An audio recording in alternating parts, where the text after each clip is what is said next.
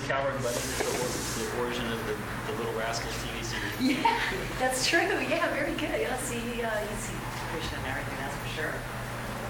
Aww. Who's giving class? Dharmasetu. That's a wonderful thing.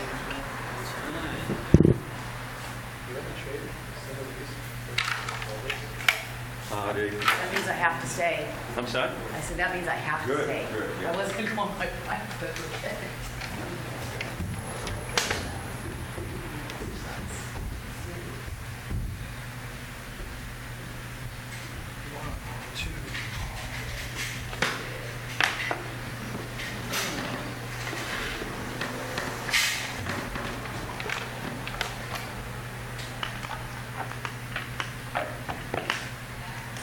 Oh, Krishna.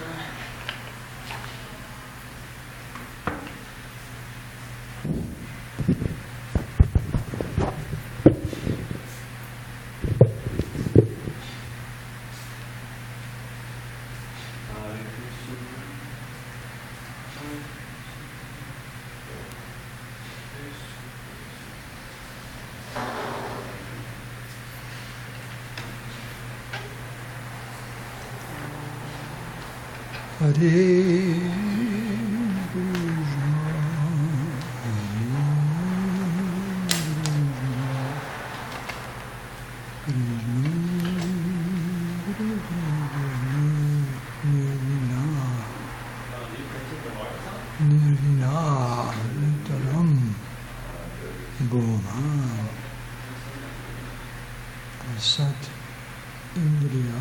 So verse number is 5? 6. 6? We do 6 and 7, because 6 has no purport. 7. There's a general exit at this time. And so you may have to sing on your own. Looks like it. So I mean myself. You, myself, and I. You can chant to the four walls. I'll be your brass section.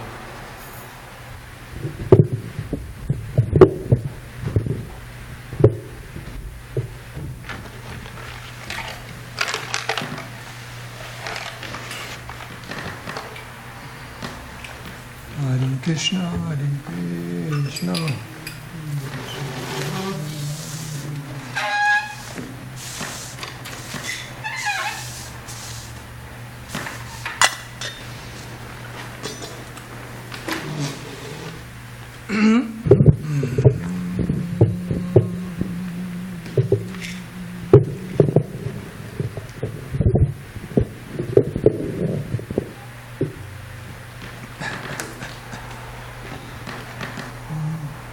Jayo Radha Madhava Kunja Vihari. Jayo Radha Madhava Kunja Vihari. Jayo Radha Madhava Kunja Vihari. Madhava Kunja Vihari. Gopi Janavallabha Girivardhari.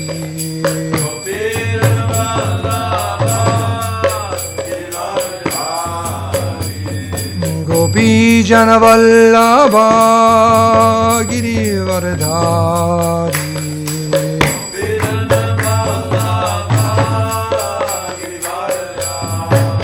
Yashoda Nandana Braja Janaranjano. Yashoda Nandana Braja Janaranjano. Jamunatira Vanacharya. Jamunatira Vanacharya. Jaya Radha Madhava Kunja Vihari.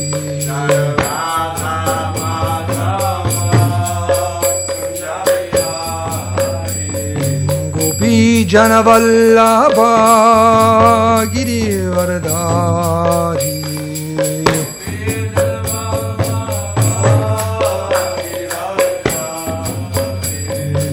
Gopi Janavallabha Girivaradhari Girivaradhari Jashoda Nandana Brajajana Ranjana Jasoda Nandana Brajajana Ranjana Jamunatira Vanacharya Yamunatira Vanacharya Jayo Radha Madhava Kunja Bihari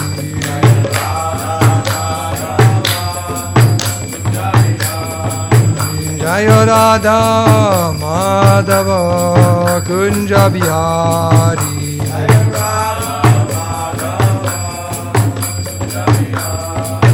Jayo Radha Madhava Kunja Bihari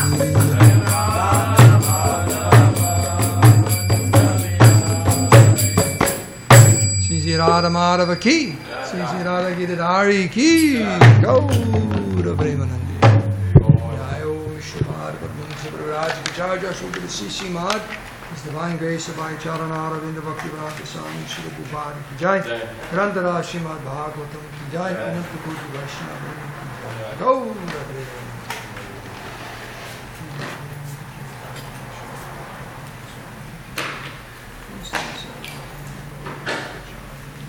Shrine set of ours. Krishna Karuna Sindhu Dinabandhu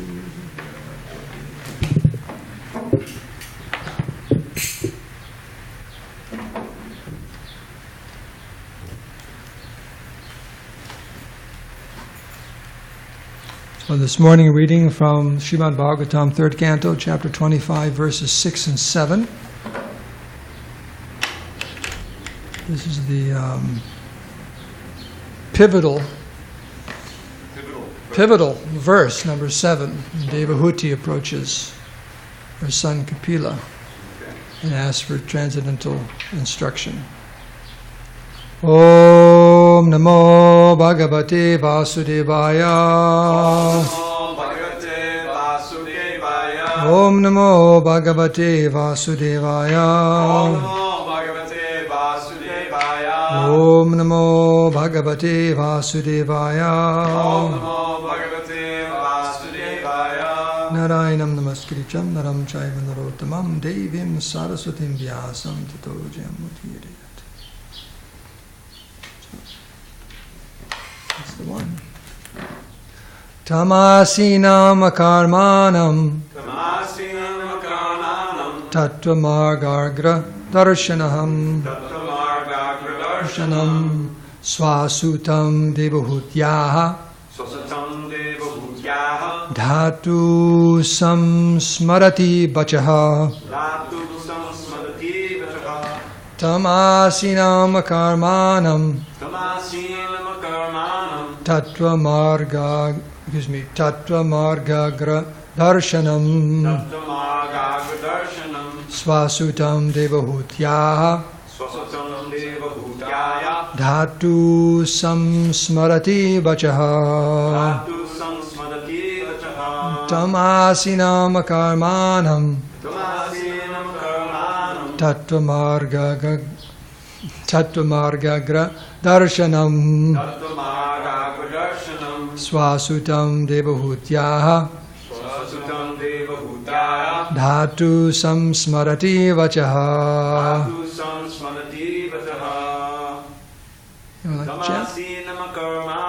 Tamasinam Karmanam Tattvamargagra Darshanam Swasutam Devahutyaha Dhatu Samsmarati Vachaha.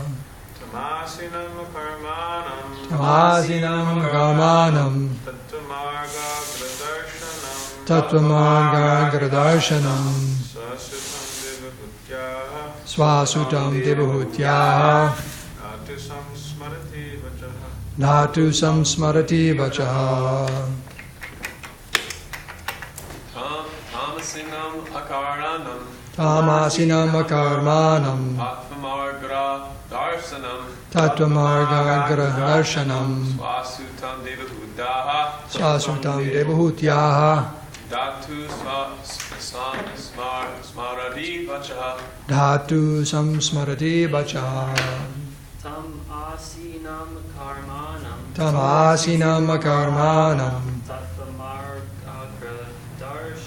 Tattvamargagra Darshanam Swasutam devahutyaha. Swasutam Devahutyaha Dhatu samsmarti vachaha. Dhatu Samsmarati Vachaha. Synonyms. Tam, to him Kapila. Asinam, seated. Akarmanam, at leisure. Tattva, of the absolute truth. Marga Agra, the ultimate goal. Darshanam, who could show. Swasutam, her son. Devahuti, Aha, said. Dhatuhu, of Brahma. Samsmarati, remembering. Vachaha, the words. Translation. When Kapila, who could show her the ultimate goal of the absolute truth, was sitting leisurely before her, Devahuti remembered the words of Brahma and spoke to her, and she therefore began to question Kapila as follows. Excuse me.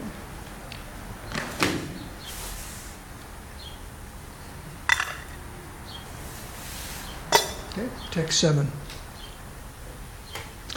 Devahutirvacha. Oh, it's not up there, so unless you've got some really good memory, I'll just read it. It's up to you. Nirvina niratam bhumam asadindriyatarshanat yena sambhavyamanina prapanandham tama prabhu. Synonyms, please repeat. Devahuti uvacha. Devahuti said, Nirvina, disgusted. Nitaram, very. Bhuman, O my Lord. Asat, impermanent. Indriya, of the senses. Tarshanat, from agitation. Yena, by which. Sambhav yamanina, being prevalent. Prapana, I have fallen.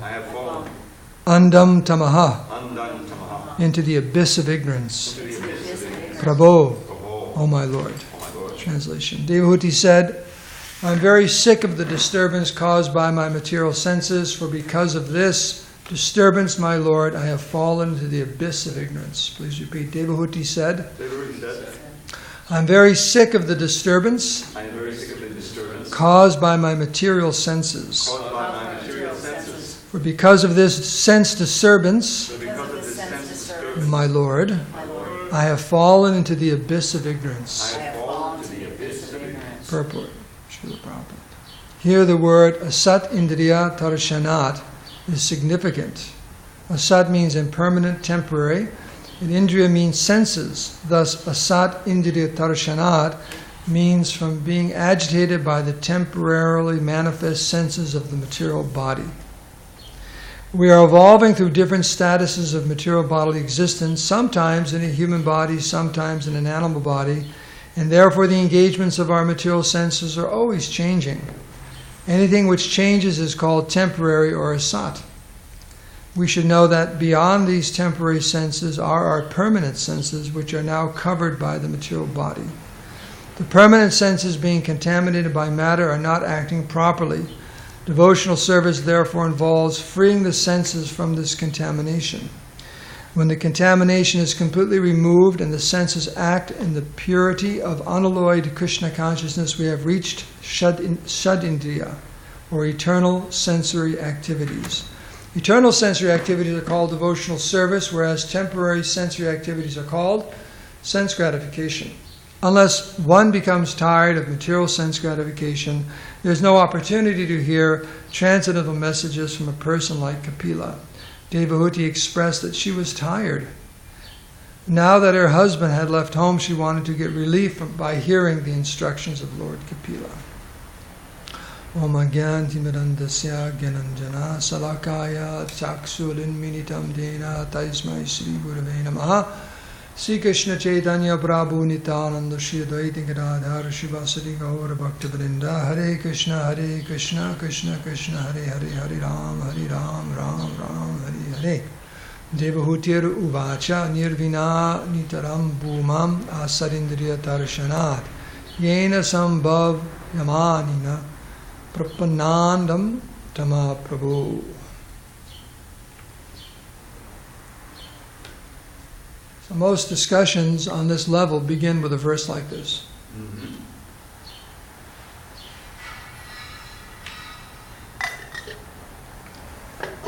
One that comes to mind is in the Chaitanya Charitamrita. Sanatana Goswami, speaking with Chaitanya Mahaprabhu, talks about the threefold miseries, why he's being pounded by the threefold miseries. Even though people call him Panditji, and he was very learned, spoke a few different languages, classical languages. He was the right-hand man to the Nawab Hussain Shah, a very powerful government in India at that time. So, offered so much respect, but he was saying, I'm a fool, because I'm suffering in this material world and I don't even know why. And who I am, K-A-M-E, who am I? So, there has to be this frustration. Very end of the purport, Prabhupada says, unless one becomes tired of material sense gratification, there's no opportunity to hear transcendental messages from a person like Kapila Dev. So, it's not just that you have a qualified spiritual master or a devotee of the Lord. You have to have someone has to be qualified to hear.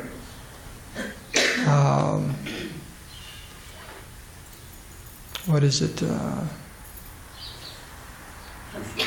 Well, the Prabhupada was asked this question many times, especially back in the 60s and 70s when gurus were arriving daily, practically, from India, taking advantage of a good market. They heard there's just like during the gold rush here in California, or up there in Alaska, right? People heard, wow, you can go there and you can clean up. There's gold just kind of like everywhere. You just stub your toe on it or something like that. So they just went at great expense. You imagine, you see that, I think it's still the flag of Alaska, isn't it? And it has those people going up that ridge there, little like the ants going up the trail. It's like in the middle, it's like, Yeah, with nothing, freezing to death, in hopes of finding, because they heard that there's so much gold there, just rolling down the hills. Or here in California, the largest gold mine in California is close to here in Cuyamaca. You ever go out there? It's all Cuyamaca. Yeah, Cuyamaca. You go out there. It's I think it's with an S, Stenson or this or that. There's some very little remains of it, but there's a sign there that actually produced the most gold in California during its period, like that. Oregon too. Oregon's big also. Yeah, there's the town there, Wolf Creek, that apparently in the 30s everybody was rushing there. Right. Yeah. So when you hear about a good opportunity to make some money, people come running. So back in the 60s, come on over. There's a lot of really stupid people over here who, right, give them a little mantra, a little this, twinkle in your eye, wear saffron, a beard, like that, speak with that accent, So Prabhupada was asked, how can one become careful not to get cheated? Like that. And of course, you have to find, once he said you have to find the person most addicted to Krishna, but also one has to be sincere. One has to be a sincere seeker of the absolute truth, because Krishna is sending you exactly who you want. Most people want to be cheated, fill in the blanks. Most people, that includes us. We're part of the most people. We have to be very careful. We want something for nothing. That's a fool. Sometimes you have these professional thieves are interviewed. Mostly the kinds who are, what do you call the people on the street who take advantage of people? Grifters? grifters, shysters, whatever you want to call them, right? Like that. They just talk people out of, and now it's on the internet, right? All the scams, right? Scams, that's what they call it. Just give us a call. All these thieves, what they tell the interviewers is that I could never take advantage of anyone who didn't want something for nothing. That's why it's so easy. An easy mark, that's what they call them. An easy mark was someone who just had that mentality. Yeah, something for nothing. Rolex watches. Wow, for nothing, for $25. There's a store down the street. They're $600. I'll take 2, right? So it was back in the 70s. So that's the problem. Is we want to get cheated, you could say. So Krishna gives us exactly who we want. So I was listening to tape yesterday, and Maharaj was saying that back in LA, back in the day, there was one guru. I think it's what is his name? Siddha. It was a process of Siddha Yoga. I forget. He passed away some time ago, but he said they had a big hall in LA, and the men sat on one side, and the women sat on the other, and the women chanted Hare Krishna. Hare Krishna. And the men chanted Hare Krishna, Hare Krishna, one of their meditations, and the women chanted Hare Ram. No, women chanted Hare Krishna, Hare Krishna. Men chanted Hare Ram, something like that. But what they were saying, the guru told me, the translation was, I am Krishna, and then the men were chanting Hare Rama, you're a Rama, you're the goddess of fortune. So that's what they were taught. The Maha Mantra meant. They used to pack out the halls. Pack out that hall every, in the evenings on the weekend. So this is just bogus. And at the end, they all think they close it. Probably something like that. You're my Radha, you're my Krishna. So the point is, they packed it out because that's what people want to hear. I'm the enjoyer. Like that. So, and when are we qualified to hear the message from the pure soul? You have to be qualified, right? You have to be qualified. Here's the qualification given, right? Nirvina, I'm disgusted. Nitaram, very bhumam, oh my Lord. Asat, impermanent. Indriya, tarshanat. I'm disgusted caused by the disturbance of my material senses. And what's that disturbance? Always looking for sense gratification. Like that. Now the agitation, it's interesting, tarshana from agitation, the materialists like to agitate their senses. Their idea is, I haven't agitated it enough. I'm unhappy because I haven't agitated enough. And I get old and my senses get weak. No wonder I'm unhappy. I got to agitate them somehow, right? Keep going to the fag end of life, as the Prabhupada says. So that's what they're thinking. The problem is my senses aren't agitated enough. My ears, my eyes, my tongue, just got to keep agitating it. Then I'll be happy. So that doesn't work. We've been trying that for millions of lifetimes.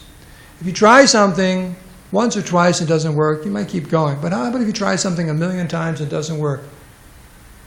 What do you say to a person like that? You're nuts. You're nuts. It doesn't work. And not only have you tried it 1,000,000 times, but everyone else has tried it. You can say, well, come on, just one more time. It's like the lottery. What are the chances of winning the lottery? I mean, it's 1 in how much? A billion. It's like 1 billion or something, right? Oh, one more time. Look at the amount of money you can win. Yeah. $2 again. And you see how much that goes up so quickly? You know how many people must be putting their dollars and $5 in those machines every single day? Because they're thinking, hey, just one more time. Hey, just one more time. Hey, just one more time. All that money, just think how it could be utilized. People said, why don't you give this to something good, some charity? Oh, I don't have any money for charity. I'm going down like a lottery ticket, right? Millions of dollars because I drive by the sign on Route 8 every morning coming to the temple. It goes, and it drops down, starts at 40 million. Again, that's where it starts. It starts at 40 million. They prime the puja tray. Like we do here, you put a $20 bill on the puja tray, so they prime it. Put 40 million in right away. And then it just goes right up to 100 million, 200, so each of them are like over 200 million now. It's 500. And walk, just walk around the block and they have a little bodega. Yeah, just put it. And I watched the sign, got up to 300. Yeah, last year something was 500 million, bunch of people walk. And it just goes right up again. I mean, it just takes a week or two to go right now. All these people are Does thinking. someone have to win every time, or I don't know? Yeah. It doesn't go down until someone wins. Otherwise it rolls over, that's why it gets so big. Yeah. So the point is that the enthusiasm to agitate the senses is fever pitch in Kali Yuga. So this disgust or being tired, Prabhupada translates like that, being tired of the material senses. There's that very famous verse that Dravida always quotes, I haven't learned yet, about serving these senses. Right, unlimited request of these material senses. But now there's an awakening of intelligence by Krishna's mercy that I realize I'm not going to be happy, and I should engage my senses in the devotional service of the Lord. So there's so many different, like you mentioned earlier, Arjuna. And finally he said, okay, I'm going to stop arguing and just listen, because I can't figure it out. Right? I'm confused, bewildered. I can't figure it out. So this is the and it's not once. It's every moment the devotee has that feeling. It's not like, 10 years ago I was kind of like burned out, so I joined the Hare Krishna movement. Since then it's been pretty good. 10 years ago, this was me. I was Devahuti, right then. But things have changed, but I'm still here because prasadam's pretty good or whatever. No, one always has this feeling when one gets thoroughly disgusted with material nature. One is just thoroughly disgusted. That's it. I've had it. That's when someone becomes a candidate, Prabhupada says, and can hear and understand. Why is it that gross materialists can't understand when you talk to them? Even a simple thing, you're not your body. Why can't they understand it? Because they're thinking about it. That's good. Yeah, I'm so absorbed in enjoying this body. How can I even contemplate or process that? Doesn't make any sense. It's like saying you're a cat or a cat or something, a different species. It's like, what? No, I'm not. That doesn't make any sense. So yeah, actually you're a cat. There's something completely off the wall. You're not this body or spirit soul. No, it's like because there's no exhaustion there. There's no exhaustion. And without that exhaustion, frankly, there can't be an awakening of knowledge. Prabhupada says this in the purport. It can't be. It just can't be. So, and that's why we hear of so many scholars studying Prabhupada's books and the Vedic literatures and so on. But there's no awakening of knowledge. They don't understand it, really understand it, and take up the process of devotional service. I mean, one example I just came to mind is, they say men don't like to follow instructions. You ever experienced that?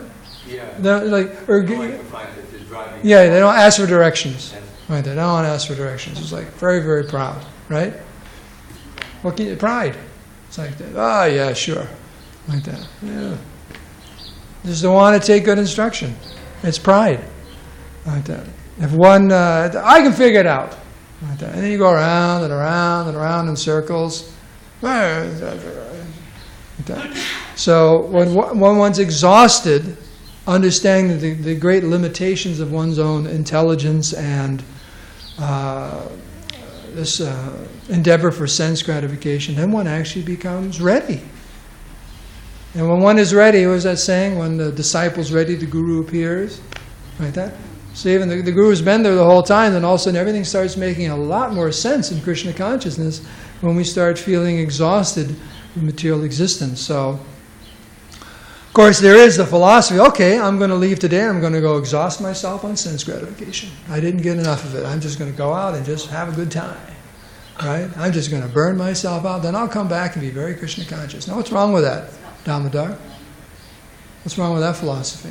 If I get that from this verse, that I got to be really tired with sense gratification. I'm not so tired now, so let me go out and burn myself out for another 20 years, and I'll come back and I'll be ready for Krishna consciousness. That's what Prahlad Maharaj, his boyfriend, his classmates told him. Prahlad, we're just kids. Let's have a good time.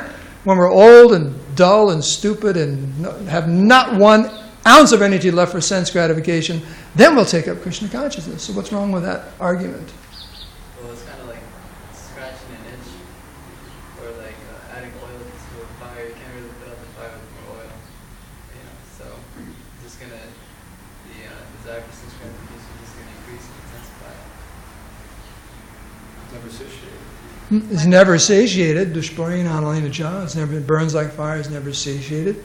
Another one to add something to that. The more you engage in sense gratification, the less your desire for becoming Krishna conscious. Yeah, prasaktanam. The karma covers your knowledge. Yes. It's like you think you Agyana abhitam know jnanam. later, but you forget about it. Yeah, yeah. If that was true, this ashram would be filled up with a lot of old people. They wouldn't be moving in across the street, they'd be moving here. Right? If the philosophy is burn yourself out and boy, you'll be ready for Krishna consciousness when you're 75. We just have the upstairs, it'd be full of walkers and canes and everyone would be, Haribo, Haribo. I'm all ready to go. Right? The philosophy doesn't work because when you're that old and you've had a life of sense gratification, what do you like? Where are you? You're across the street. Barely making it. But trying to enjoy it. Try and enjoy. It's a high-end thing. That's a... programs. Yeah. And, maybe we'll have them, a few field trips over here, at the Hare Krishna temple. There you go. And, that'd be nice. That's their filter.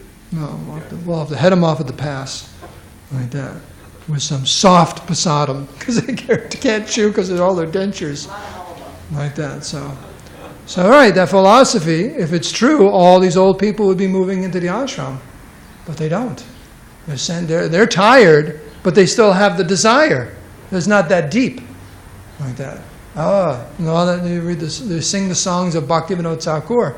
End of life. I've wasted my life. Now I have no energy for Krishna consciousness. I made a mistake. I should never have done that. Point. You see this with alcoholics. They get up to like 60 years old, and for the past 20 years they're like, oh, I'll stop. And then they get to 60 and they're still chasing that same buzz that they had 20 years ago when they first started drinking. Mm-hmm. Yeah. So how does one become exhausted from the endeavor for sense gratification? Why is it Devahuti says here she's tired? What is that? What does that do to that one actually has the realization that I cannot be happy in this material world?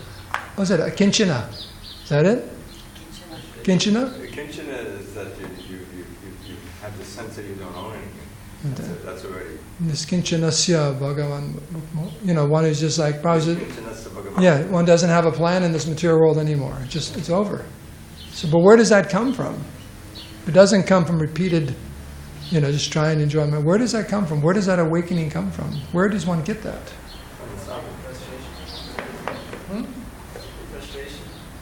No, it's there, but I'm saying people are frustrated, but there's something happens in someone's life where they realize, wait a second, this has got to stop. It's not going anywhere.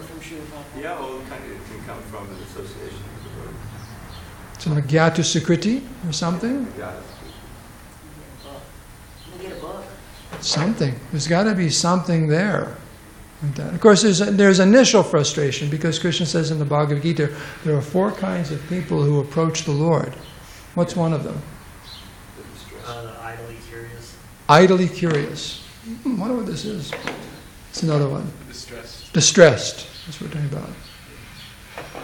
Money, material hardship, and Material exhaustion. well, no, that was there already. And then knowledge. So one is distressed. So one approaches the Lord at I'm in a real pickle here. I'm in distress. So one can approach like that. But if there's not an awakening of some knowledge after the distress is gone, what does the devotee do? Thank you very much. Like that. I appreciate getting me out of this pickle. Now I'm going to go back to enjoying sense gratification. Right? God is there. What is it? Shru calls it 911 Shraddha. There's different kinds of faith, and one is called 911. When you're in trouble, you call. Hey, Krishna, help me out here. God, help me. And then when the trouble goes away, you don't call 911. You only call it when there's problems, right? So that's difficulty. So there has to be some awakening. So people come out of the distress, but by good association, somehow or other, they become contemplative. So, because the material nature is very, very powerful. It's an ocean. How powerful is the ocean? Inconceivably powerful. And this is not just the Pacific Ocean on a tiny planet, it's the whole ocean of material existence. Very, very powerful. But for one who has no plan in the material world, it's, well, what is the verse? About stepping over, vatsapadam? Right? The whole material ocean becomes as insignificant as the water contained in a footprint of a calf. Right, samashrita, one who takes shelter of the lotus feet of Krishna is compared to like a boat. But one doesn't even need the boat anymore because that whole ocean shrinks down to the size of water in a hoofprint of a calf. The whole material ocean. That's it. Because the whole material ocean is a reflection of, based on that picture, I don't know, if in the old Bhagavad Gita it was there. The material world is a desire. Remember that big banyan tree picture? Yeah. If you look carefully, it says desire written on the water. That's the reflection. Our material desires create this whole material world in the sense that Krishna facilitated. But if that desire is not there, whoop, gone. Just like that. It's completely gone. Because it's our little world of Maya is only there because we desire it. And as soon as the desire is not there, gone. It's gone. Unbelievable. The whole thing is just gone. Because it's all based on that desire of the jiva. Something besides Krishna. Something besides Krishna. So she wanted to get relief by hearing the instructions of Lord Kapila. So that's a sign of a serious person. And for preachers, have to be very intuitive to, you speak according to the person's sincere desire to try to understand something beyond sense gratification. Or you speak according to that level, right? Someone really doesn't have much of desire, give them plenty of prasadam and the holy name and so on. Someone wants to have a deep philosophical discussion, not to show off their learning or to just waste your time, but they have a sincere desire to understand what is beyond this life in this material world. Then there's some deep discussion going on. The devotee speaks according to this. This is the barometer for preaching. The recipient's desire to understand his matter. So, are there any questions? Any more comments or questions on this topic, Devahuti? I mean, you could probably go on for 3 months. It's one of those verses that just keep talking about it. There's a lot in here. Yes, Prabhu. It seems like, though, that's one of the major factors that contributes to the jiva leaving the material world is getting burned out with sense gratification, getting smashed by karma over and over again. But we shouldn't think like that, let me go out and force that to happen. But it seems like that's actually what brings the jiva out of the material world, is being smashed by karma over and over again, going through hellish suffering. Well, I'll put it this way. It brings the jiva, wakes him up, and makes him ready to get the association of the pure devotee. That's what gets us out of the material world. Because, what's it called? Bogatiyag? Happiness. In other words, we have been through the grinder. We've been, if you had instant recall of all the hell you've been in, you'd pass out right now, passing stool and urine. We'd have to clean up the mess and everything. It'd be horrible. We have, by the grace of Super Soul, He's made us forget how much suffering we've been in. But we come back. We come back. That's the power, that's the resilience of the jiva and the power of Maya. That you can be put through the ringer, through the grinder, the shredder, whatever you want to call it, multiple times, and somehow you just come back. So your point is well taken. It makes us stop, like screech on the brakes, like, wait a second, am I going the right direction? But unless someone tells us what the right direction is, we go, well, maybe it's okay. We forget. Armadillos? You ever meet one? You ever see an armadillo? I lived in Mississippi. At the farm there, they have armadillos. Armadillos are interesting. They have very short-term memory. They keep walking and then they stop because they forget where they're going. It's unbelievable. It's like, oh yeah, like that. You go to walk because they have them in we lived maybe, I say the distance from the deities to Grand Avenue from where I lived up to the house where the altar was, the temple room. So in the morning you're up there, you're walking up the lawn there. And you see a few armadillos every once in a while. And then I asked someone, I forget what his name was. Get into that moment. Huh? As I get older. Yes. So they're walking and then just like, oh yeah. And then they remember and they keep going. That's why you see them as roadkill a lot too. They just kind of, oh yeah, crossing the road too late, like that. So peacocks are like that too. You know, peacocks. They get hit by cars a lot too. You know, I had a few peacocks today because they just kind of forget what they're doing. As you may know, there's an opioid crisis now in America. Yeah, I'm feeling it. Yeah, I mean too. And what is the cause of that? The cause is that there's pain in this material world, and here's the answer. Most of it's pills, and then they find that, oh, heroin is even cheaper, so the thing is, just being in the suffering doesn't do it. There's all kinds of ways of counteracting the suffering, and then that produces more suffering. You have to have the opportunity and the inclination to approach the person and the knowledge that can actually do relief.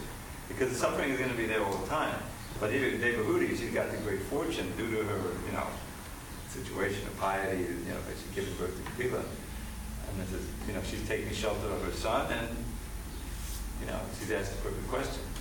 So, but the mood of the Gaudiya Vaishnava is to go out and search them, shake them by the lapels, right?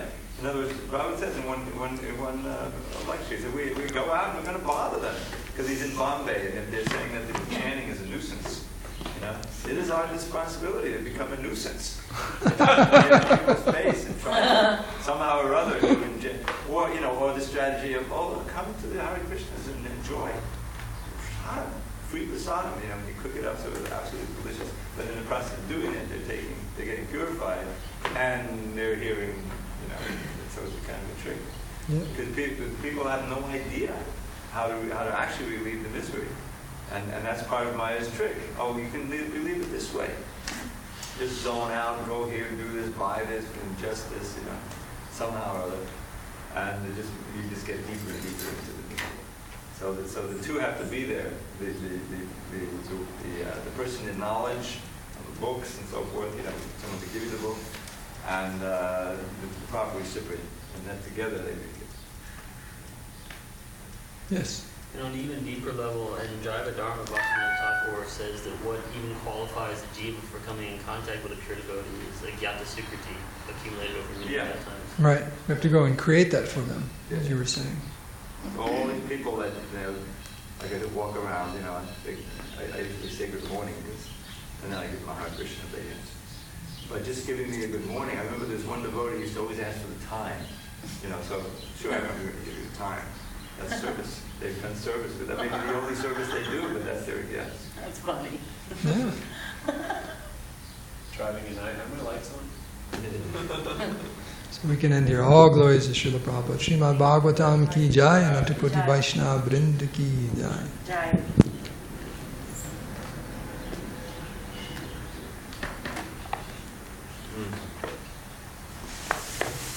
Hare Krishna. Thank you. Thank you. Let's thank Mother Deva. Thank David. Devahuti. I mean, just think, she has this gift of life, and she's saying she's disturbed by her senses and sick of sense gratification. And I mean, it's so perceptive. Yeah. She's now like in the dregs of poverty. As you said, Sanat Goswami, he was set for life. They were all set. Yeah. I mean, Rupa Goswami retired with a boat of gold. Just give me a little Ziploc bag of it, I'll take it. And he had a boat of gold coins, pure gold coins. Let's see, he gave it all away, and people were laying down their $2 with the dream of And even though they've done studies, the lottery's been around forever. If you win the lottery, you're actually worse off in terms of your happiness growth. Because suddenly you've got all these friends. Like if I had $1 million sitting here, I'd be walking over to Nordstrom's. No, just kidding. And then about your kids, they can get kidnapped, That's another thing. Oh, yeah. I heard this interesting story that Hanuman Sheikh told. Yeah. He was in a Guadalajara Rath Yatra. Guadalajara? Yeah. And this one Sankirtan devotee, a big Sankirtan devotee in Mexico, came up to him at Rath Yatra. He had just shorts on and a t-shirt. You know the story? And I said, well, what happened? He said, well, my wife and I are coming to Rath Yatra. We went out to the airport. Oh, We had like suitcases and cameras, and, you know, laptops and all this kind of stuff. Some guy pulls up in the van and goes, "Where are you going?" "We're going